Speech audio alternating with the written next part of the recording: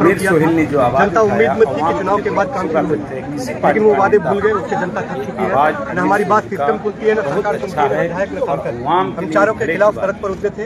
हम एसडीओ साहब के पास गए थे परमिशन के लिए, हमें कोई अप्रूवल या रिजेक्शन नहीं मिला, तो हम उसे अप्रूवल समझ करके सड़क जाम किए थे।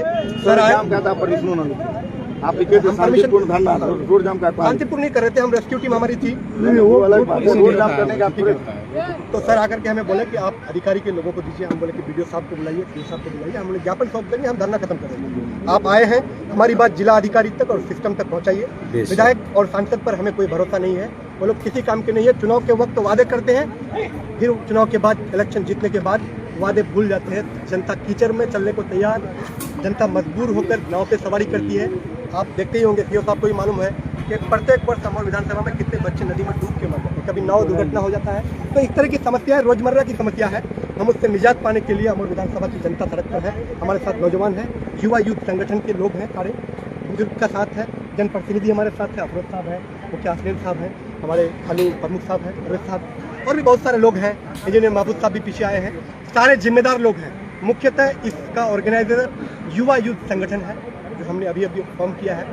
हमारी मांग यही है, आज सिर्फ एक चेतावनी है, चाहे अप्रूव हुआ था या रिजेक्ट हुआ था। अगर रिजेक्ट हो गया था तो हम उसके लिए क्षमा प्रार्थी हैं कि हम बिना अप्रूवल का यहाँ बैठ गए।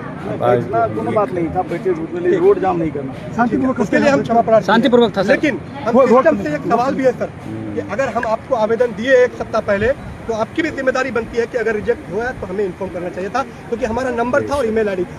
क्योंकि सिस्टम की लापरवाही भी है, उसी सिस्टम की लापरवाही के खिलाफ भी हमारा आंदोलन है। मुख्य मुद्दा नंदनिया पुल है, द्वितीय मुद्दा हमारा सड़क यातायात SH99 से कनेक्ट जितना भी PMGSY और MMGSY सड़क है, सारी जर्जर हालात में है।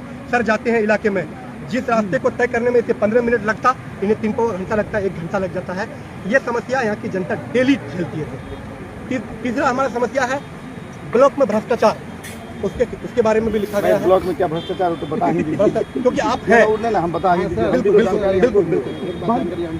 उसके बाद आप बोल लीजिएगा। ब्लॉक में यहाँ क्योंकि 90% से अबव लोग किसान हैं, जमींदार हैं, लोग जमीन खरीदते हैं।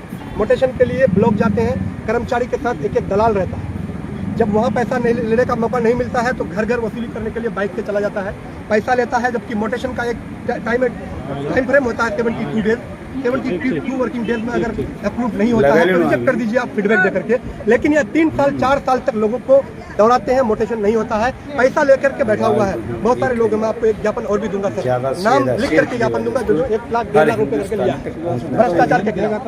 हमारा सामुदायिक स्वास्थ्य केंद्र हर पंचायत में बना हुआ था। सामुदायिक स्वास्थ्य केंद्र